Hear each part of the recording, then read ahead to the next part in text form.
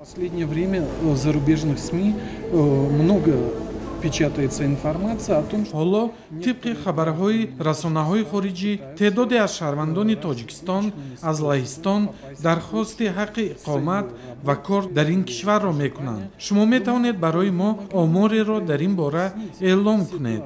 у нас сколько человек обращается. Число граждан Таджикистана, которые пытаются попасть в Польшу, увеличилось очень значительно в последнее время. واقعا در این اواخر تعداد شهروندان تاجیکستان که میخواهند وارد لهستان شوند به مراتب افزایش یافته است.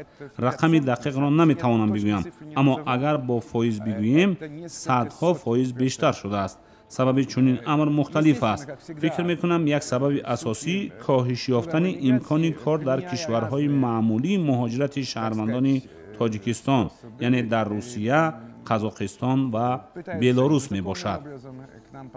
این همه پیامدهای تحریم‌های ضد روسیگی، بحران مالی و کاهش قرب روبل روسی است و این خاطر مهاجران کاری تاجیک شرایط بهتری را جستجو می‌کنند. نزدیکترین کشور عضو اتحادیه اروپا لهستان می باشد. مهاجران کاری در این مورد از هر گونه راه‌ها تلاش می‌کنند وارد این کشور شوند. من تازه با وزیر مهنت و شغل اهالی تاجیکستان دیدار داشتم و ما راه‌های حل این مسئله را بررسی کردیم.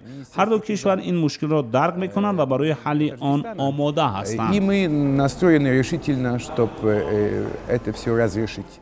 По информации зарубежных, опять же, СМИ, ҳамзамон боз ҳам тибқи иттилои расонаҳои хориҷӣ дар миёни шаҳрвандони Тоҷикистон нафароне низ кам нестанд, ки аз Лаҳистон ҳаққи иқомат дар ин кишвар ва ба далелҳои сиёсӣ ҳаққи паноҳандагӣ низ талаб мекунанд. оё дар таҷрибаи кории шумо чунин нафарон ҳам буданд?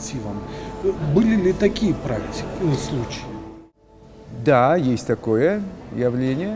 بله، چنین ظهورات نیز وجود دارد. باز هم بدون آوردن آمار دقیق میگویم که فعلا در لهستان چند نفر زندگی میکنند که این کشور را به دلیل سیاسی کشور پناهدهنده انتخاب کردند.